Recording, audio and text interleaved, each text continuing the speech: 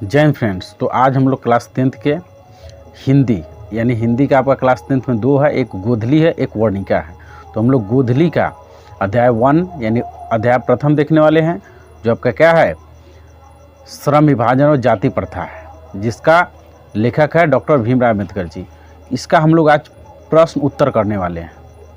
यानी कहने का मतलब एक से लेके है ना, जितना भी यहाँ प्रश्न है वो सभी को हम लोग अच्छे से समझेंगे और इसमें से कोई भी क्वेश्चन आएगा आप है ना, यानी इस चैप्टर से श्रम विभाजन और जाति प्रथा से, तो आप आसानी पूर्वक है ना उससे एग्जाम में लिख पाइएगा।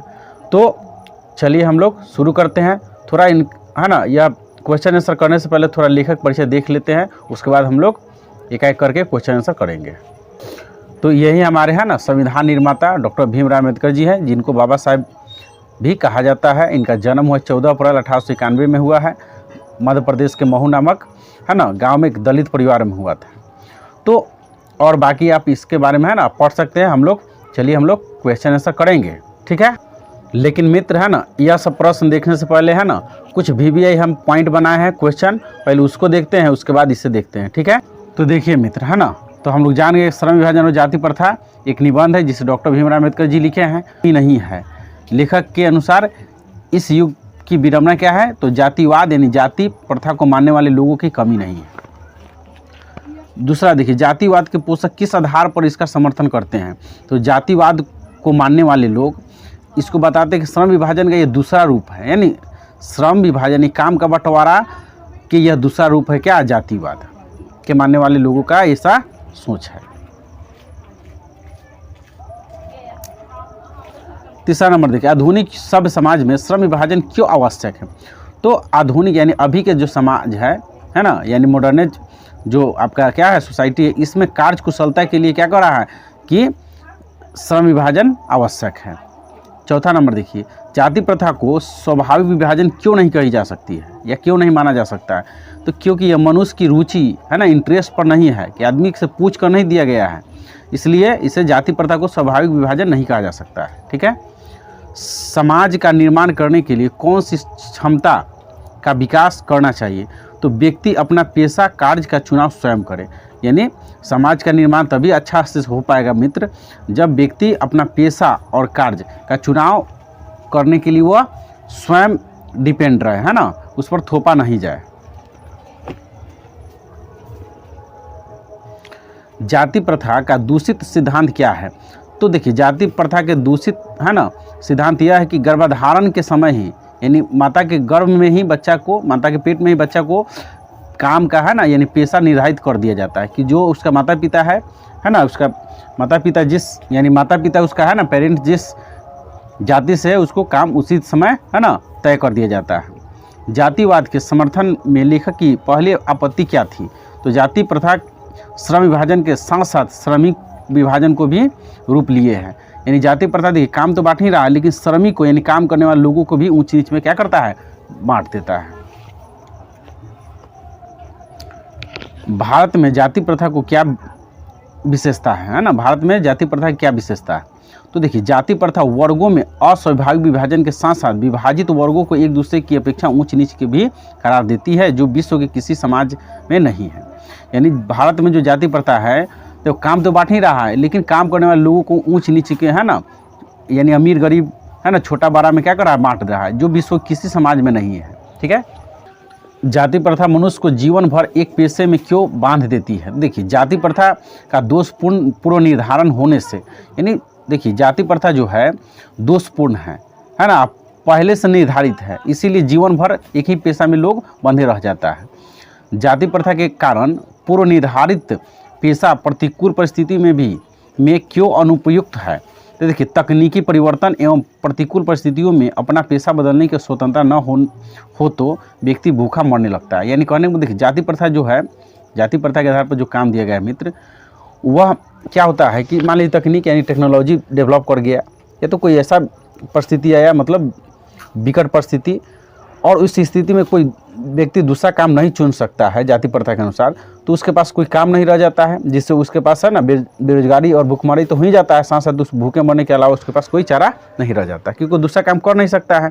और तकनीकी यानी मशीनीकरण हो गया है, तो नया नया टेक्नोलॉजी से उसका काम छीना गया है।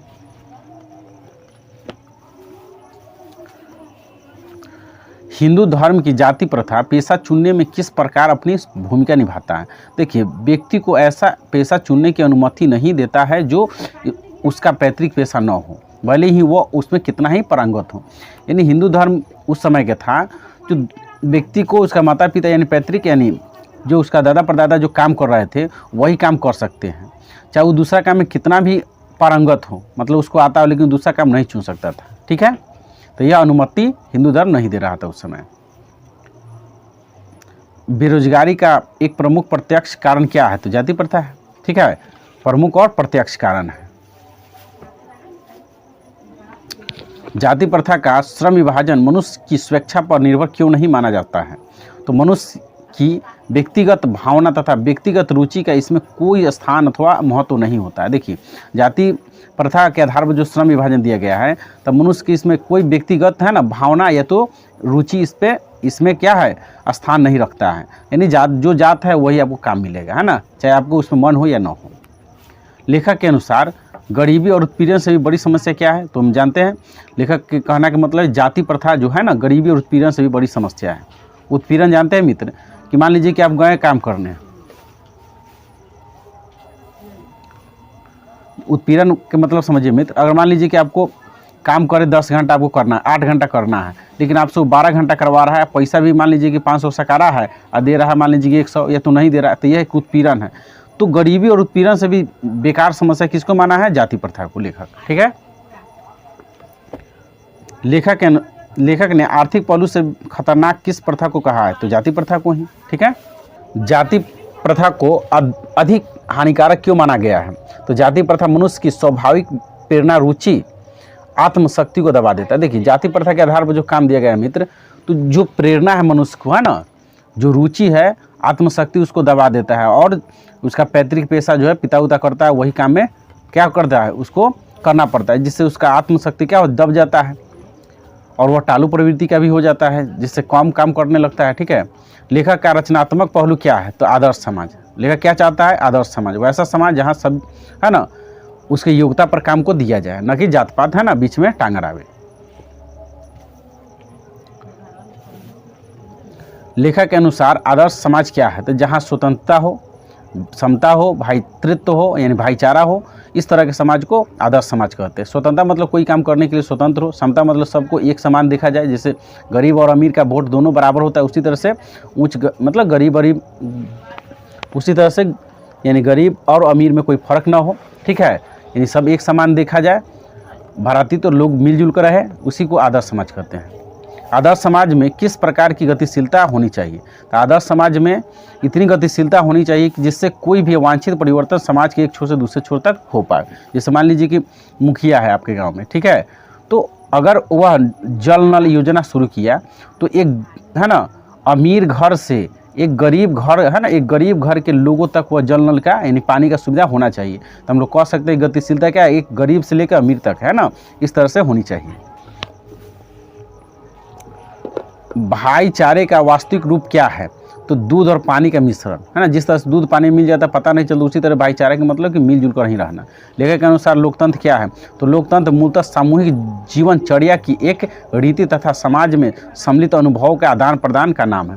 लोकतंत्र क्या है, जब हम लोग आपस में मिलजुल कर रहते हैं, समाज में कोई भी काम होता है उसमें मिलजुल करते हैं, यही क्या है लोकतंत्र। अब हम लोग चलते हैं मित्र, हम लोग प्रश्न उत्तर करेंगे आपका बुक से। ठीक है, चलिए मित्र, देखिए मित्र, पहला प्रश्न है, लेखक किस विडंबना की बात करते हैं और विडंबना का स्वरूप क्या है, तो डॉक्टर भीमराव अम्बेडकर जी यानी संविधान निर्माता डॉक्टर भीमराव अम्बेडकर जी, ठीक है, यानी प्रथम कानून मंत्री डॉक्टर भीमराव अम्बेडकर जी कहते हैं कि आज के पढ़े लिखे समाज, सब समाज, शिक्षित समाज जो जान रहा है कि जाति प्रथा के आधार पर जो काम दिया गया है वह होने से समाज में ऊंच नीच, गरीब अमीर, ठीक है, छुआछूत और बेरोजगारी, भूखमरी, समाज और देश कभी आगे नहीं बढ़ सकता है। फिर भी जाति प्रथा के मानने वाले यही शिक्षित लोगों का सोच ही उनको विडंबना लगता है, और विडंबना का स्वरूप है कि यह समाज में ऊंच नीच देखने को मिलता है।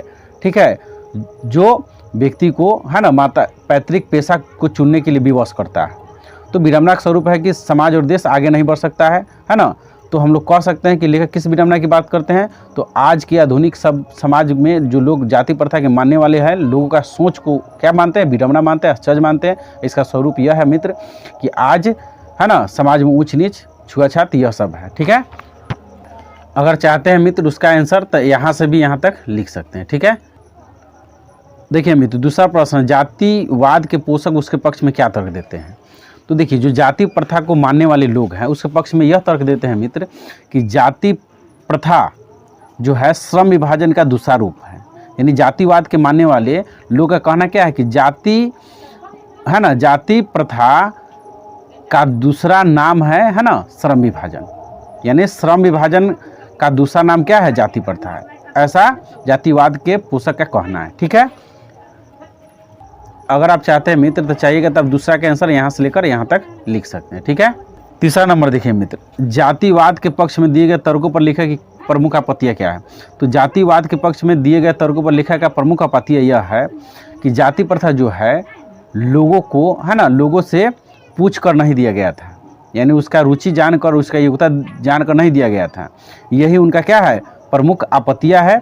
जातिवाद के पक्ष में दिए गए तर्क पर लिखा का कहना है कि लोगों से उसकी रुचि जानकर है ना काम को नहीं दिया गया है, बल्कि है ना उसके पैतृक पेशा को ध्यान में रखते हुए उस पर क्या है काम को दे दिया गया है। तो जातिवाद के पक्ष में दिए गए तर्कों पर लेखक की प्रमुख आपत्ति यही है कि जाति प्रथा जो है ना के आधार पर जो काम दिया गया है तो लोगों से उसकी रुचि को जानकर नहीं दिया गया है या तो उसका टैलेंट जानकर नहीं दिया गया है। ठीक है, और जाति प्रथा जो है लोगों को है ना ऊंच नीच यानी समझिए कि छुआछूत, गरीब अमीर है ना वर्गों में भी विभाजित कर देता है। यही सब क्या है उनका आपत्ति। तो अगर आप चाहते हैं मित्र है ना तो तीसरा का आंसर यहाँ से यहाँ तक भी लिख सकते हैं। ठीक, चौथा नंबर प्रश्न मित्र, जाति भारतीय समाज में श्रम विभाजन का स्वाभाविक रूप क्यों नहीं कही जा सकती है। तो वही बात आप लिख सकते हो कि जाति भारतीय समाज में श्रम विभाजन का स्वाभाविक विभाजन इसलिए नहीं कही जा सकती है क्योंकि यह है ना लोगों के रुचि को जानकर, योग्यता को जानकर नहीं दिया गया था, है ना, समझिए कि उसको थोप दिया गया था जाति के आधार पर, यानी पैतृक पेशा के आधार पर उसको काम क्या किया गया था, थोप दिया गया था, मढ़ दिया गया था। जो उसका है ना माता पिता करते हैं वही काम को मढ़ दिया गया बिना उनके रुचि जाने, यानी उसमें उनको इंटरेस्ट है कि नहीं है बिना यह जाने, तो हम लोग कह सकते हैं कि स्वाभाविक विभाजन नहीं है ना, अच्छा विभाजन नहीं है। अगर आप चाहते हैं मित्र चौथा का आंसर यहाँ से यहाँ तक लिखना है तो यहाँ से यहाँ तक भी लिख सकते हैं ना। देखिए मित्र पांचवा नंबर क्वेश्चन, जाति प्रथा भारत में बेरोजगारी का एक प्रमुख और प्रत्यक्ष कारण कैसे बनी है। तो जाति प्रथा के आधार पर जो काम बांटा गया था, ठीक है, उससे होता क्या था कि मान लीजिए टेक्नोलॉजी यानी तकनीक का विकास हो गया या तो प्रतिकूल परिस्थिति आया तो लोग दूसरा काम नहीं चुन सकते थे, और जो काम कर रहा है उसमें उसे जगह पर तकनीक ले लिया है ना, या तो प्रतिकूल परिस्थिति में वह दूसरा काम नहीं कर सकता है, वही काम कर रहा था जिससे उसको मन या रुचि नहीं था और उनका काम भी ठीक से नहीं चल रहा था, जिससे वो क्या हो गए, बेरोजगार हो गए। उनके पास जब बेरोजगार हो गए तो आर्थिक स्थिति आ गया और उनके पास खाने के लिए भी पैसा नहीं है ना उतना कमा पा रहे हैं। इससे हम लोग कह सकते हैं कि जाति प्रथा के कारण ही लोग क्या हो गए, तो बेरोजगार हो गए, क्योंकि दूसरा काम कर सकते थे लेकिन है ना जाति प्रथा के आधार पर दूसरा काम उसे करने नहीं दिया जा रहा था, जबकि दूसरा काम में वो बहुत है ना टैलेंट रखते हैं, यानी कह सकते हो कि उनके पास है ना काबिलियत था लेकिन दूसरा काम नहीं कर सकते थे क्योंकि जाति प्रथा उनको दूसरा काम करने की इजाज़त नहीं दे रहा था उस समय, है ना। तो 5 नंबर क्वेश्चन आंसर यहाँ से यहाँ तक भी चाहिएगा तो आप लिख सकते हैं मित्र। अगला देखिए, लेखक आज के उद्योगों में गरीबी और उत्पीड़न से भी बड़ी समस्या किसे मानते हैं, क्यों। तो जाति प्रथा को, ठीक है, गरीबी और उत्पीड़न से भी बड़ी समस्या किसको मानते हैं लेखक, जाति प्रथा, क्योंकि जाति प्रथा जो है ना समाज में है ना जो ऊंच नीच, छुआछूत, गरीब अमीर, ठीक है, और भुखमरी, यह सब जन्म देने के काम कौन करता है, तो जाति प्रथा। तो इसीलिए जाति प्रथा को गरीबी और उत्पीड़न से भी बड़ी समस्या मानते हैं लेखक, ठीक है। अगर आप चाहते हैं मित्र छठा के आंसर यहाँ से यहाँ तक लिख सकते हैं, ठीक है। 7 नंबर देखिए, लेखक ने पाठ में किन प्रमुख पहलुओं से जाति प्रथा को हानिकारक प्रथा के रूप में दिखाया है।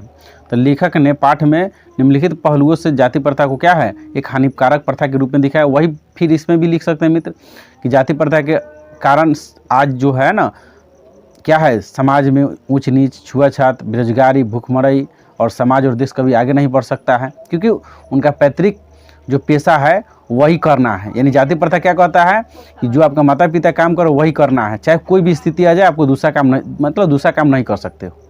तो यह सब निम्नलिखित स्थिति से क्या हो रहा है, समाज में बेरोजगारी उत्पन्न हो रहा है, ऊंच नीच, छुआछूत और समाज और देश कभी आगे नहीं हो रहा। तो यही निम्नलिखित क्या है, पहलू है जिससे जाति प्रथा को हानिकारक प्रथा के रूप में दिखाए। अगर आप मित्र चाहते हैं कि 7 नंबर का आंसर लिखने के लिए, तो यहाँ से यहाँ तक लिख भी सकते हैं ना, यहाँ से भी। सच्चे लोकतंत्र की स्थापना के लिए लेखक ने किन विशेषताओं को आवश्यक माना है? देखिए, सच्चे लोकतंत्र के स्थापना के लिए लेखक चाहते हैं कि वैसा समाज हो जहाँ पर स्वतंत्रता हो, कोई काम करने के लिए स्वतंत्रता हो, समानता हो, यानी एक दूसरे को लोग समान दृष्टिकोण से देखें, कोई छोटा ना हो और न कोई बड़ा हो। यानी कहने का मतलब है कि सभी एक समान होना चाहिए, है ना। एक जिस तरह से, है ना, जब हम लोग चुनाव में यानी वोट जो गिराता है तो उसमें एक गरीब और अमीर का दोनों का एक ही वोट होता है, उसी तरह समाज में क्या हो, समानता हो, एक दूसरे को कोई छोटा बड़ा ना समझे, और क्या हो, भाईतृत्व हो, यानी भाईचारा हो और लोग मिलजुल कर रहें, यानी सामूहिक जीवनचर्या का मिलजुल कर रहना ही क्या है, लोकतंत्र है। तो हम लोग कह सकते हैं सच्चे लोकतंत्र की स्थापना के लिए लेखक क्या मानते हैं कि स्वतंत्रता, समता और भाईचारा, है ना, हो, यानी सभी समाज में एक दूसरे से मिलजुल कर रहे, यही है सच्चे लोकतंत्र की क्या परिभाषा। तो अगर मित्र चाहते हैं कि 8 नंबर का क्वेश्चन आंसर यहाँ से यहाँ तक लिखना है, तो यहाँ से भी लिख सकते हैं, ठीक। तो इस तरह से मित्र हम लोग देख लिए है ना, श्रम विभाजन जाति प्रथा का सभी क्वेश्चन आंसर देख लिए। पहले हम लोग इंपॉर्टेंट पॉइंट देखें, उसके बाद इसका क्वेश्चन आंसर देखें। तो जो हम बताए हैं इस तरह से भी आप लिखते हैं तो नंबर आपको पूरी की पूरी मिलेगा, है ना। यानी इस तरह से भी लिखते हैं तो पूरा के पूरा आपको नंबर मिलेगा, ठीक है। तो अगर यह वीडियो आपको अच्छा लगा है तो मेरे चैनल को सब्सक्राइब कर ले। इसी तरह से हम नेक्स्ट पार्ट में, है ना, इसका अध्याय 2 कर लेके आते हैं, ठीक है। और अपना ध्यान रखिए। जय हिंद, जय भारत।